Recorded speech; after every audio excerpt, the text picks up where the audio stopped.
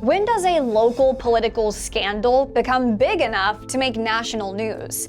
The Democratic candidate in Virginia's Attorney General race is at the center of controversy after old text messages from 2022 resurfaced. Have you heard about it? Maybe not. And that's exactly the point. The type of media bias we're talking about today is one of the hardest to spot, because it's not what you see, it's what you don't. And we went looking for it so you don't have to. The story that's been oversaturated on the right and silenced on the left. Welcome to Bias Breakdown. First, some background. This is the Democratic candidate for Virginia State Attorney General Jay Jones, and these are text messages he sent back in 2022, first obtained by the National Review. The text showed Jones, a Democrat, texting derogatory messages about Virginia's former House Speaker Todd Gilbert, a Republican. Some messages implied violence, such as Gilbert getting 2 bullets to the head. Another says Gilbert and his wife are breeding little fascists, referring to his children. When the colleague he was texting challenged him on language that wished harm to those children, Jones responded, yes, only when people feel pain personally do they move on policy. After the surfacing of these texts, Jones said, like all people, I've sent text messages that I regret, and I believe that violent rhetoric has no place in our politics. I'm so deeply, deeply sorry for what I said. I wish that it hadn't happened, and I would take it back if I could. Before the text surfaced, polls showed Jones leading his Republican opponent by 6 points. After the messages came to light on October 3rd, that lead shrank to just 1 point. And that's the story. It's pretty straightforward. But the media showed their political cards, not just in how they covered it, but in how they didn't. Last week, this story didn't hit the airwaves on ABC or CBS News' morning or evening newscast. And rounding out the big 3 networks, on NBC News, it was briefly mentioned once on their Sunday show, Meet the Press. But it was only brought up when a Republican guest at the roundtable made mention of it. This week it came to light that a Democrat candidate for Attorney General State of Virginia called for the assassination of a political opponent, called for the assassination of that political opponent's family, and there's not one national Democrat calling for him to step aside. Not one. It's disgraceful. Then you've got the show host Kristen Welker even saying she believed the story would be a big one in the coming days. Nira, let me let you respond to that, because that is going to be a big story, I think, in the coming days. But not big enough of a story to make it in any other broadcast throughout the week. Other left-leaning outlets silent over the story include NPR, PBS, The Daily Beast, and while there was no primetime coverage on CNN or MSNBC, other shows on these 2 networks did cover it. Right-leaning media were quick to criticize the mainstream media's silence, like this Fox News article pointing out the New York Times hadn't covered the story 5 days into the scandal. Later that same day, the Times published its first piece on the unearthed text messages. Coverage from right networks stayed within that same theme, and it flooded their airwaves. Friday afternoon, National Review political reporter Audrey Fahlberg published the incendiary text messages that have since upended this race. Texts showed Jones fantasizing about shooting Republican House Speaker Todd Gilbert. I think when people hear the texts, they do not believe it could possibly be real. And here we are a month after Charlie Kirk's assassination as well, and there's no desire to cover this. I thought we were supposed to do a better job of holding each other to account and turning down the temperature. Most of the corporate media view their job as existing to help out the Democrat Party with their campaigns. We know that if this were a Republican candidate, it would be leading every single news show. I'm not surprised that the mainstream media is doing this. All the talk right now about political violence. I mean, Charlie Kirk, and then these text messages are inciting political violence. Why not cover this story, given what we've seen lately with the political violence? The public's awareness of this story would vary significantly based on news consumption habits. Those who rely primarily on left-leaning outlets may have heard little, if anything, about it, while those who primarily consume news from the right probably heard this story more than once, as it's become even more prevalent after the silence from the left.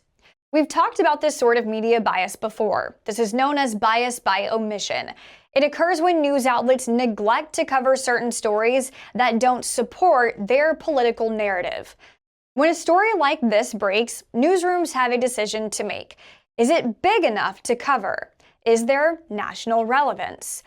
Local elections and political scandals don't always make national headlines.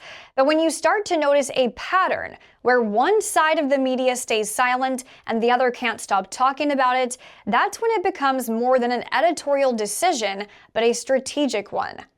While this centers around a state election, which narrows its scope of national relevance, Virginia is largely seen as a purple state, because really, its political makeup is a pretty fair mix of red and blue. So the stakes are already pretty high, and a story like this one could sway voters in the state. It's a negative story about a candidate on the left, and largely ignored by media on the left. It's a story that's politically beneficial for the right and largely oversaturated on those channels. While every newsroom has the right to make its own decisions on what to cover and what not to, when there are such blatant patterns in who's talking about it and who isn't, that's likely not just a coincidence, but bias by design.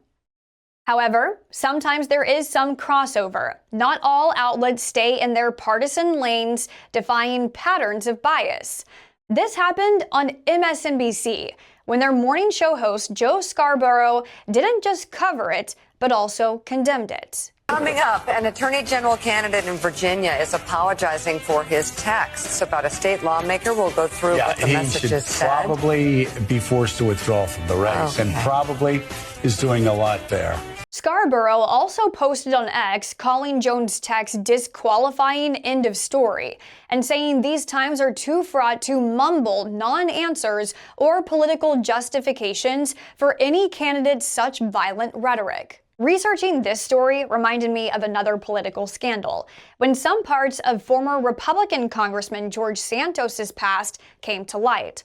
The New York Times reported on the false claims the congressman made about his personal and professional background. Those fabrications prompted federal investigations, which uncovered criminal activity, including fraud and money laundering, leading to formal charges. So while that case is different in many ways from this current Virginia AG candidate's past being dug up, one of the New York Times reporters who first broke the Santos story sounded off at the time on the importance of the media's role in helping to hold those in powerful positions accountable in fair media coverage.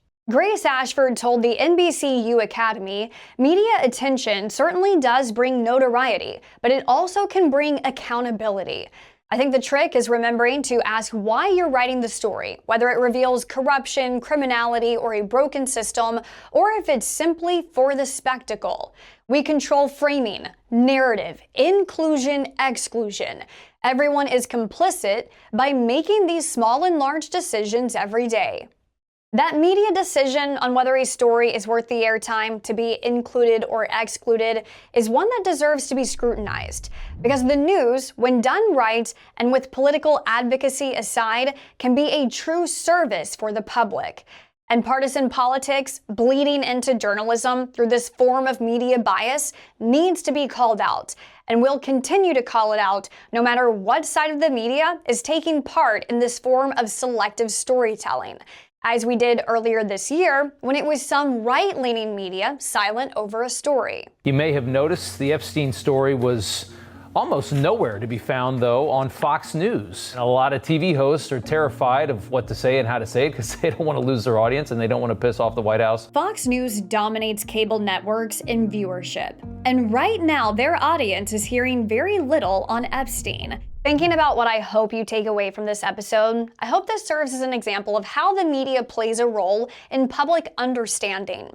The decisions you make on who you get your news from and what news you trust, it matters, because you'll be informed differently depending on who is telling the story or if they're even telling you the story at all. And that's your bias breakdown. Thank you so much for watching this week's episode. If you're new here, then welcome, stay a while, and let's chat about your thoughts on this week's story. Find us on your preferred podcast platform, wherever you like to listen. You can find me in the comments section of our episode posted to YouTube, and we're starting to get more traction on Spotify, so I see you as well, and I'll reply back to some of your questions or viewer feedback on YouTube and Spotify after our episodes drop. The last few weeks have felt really good for me because really the feedback has been so encouraging. Me and the team, we really appreciate you. I responded back to several of you last week over our government shutdown story and the Medicaid and Affordable Care Act sticking point. Lots of really good and thoughtful perspectives over the story that I hadn't even thought about before. I'm hoping we can revisit that topic in a future episode based around that feedback. And remember, any sort of like or thumbs up or comment or rating, anything like that that you can give us, algorithms, they love it, and so do we, and it helps us out. Big thank you to Jack Henry this week, who filled in for Ian Kennedy on our video edits. And thank you to Muhammad Ali for filling in for Ali Caldwell on our graphics. Thank you so much for watching, and I'll see you next time.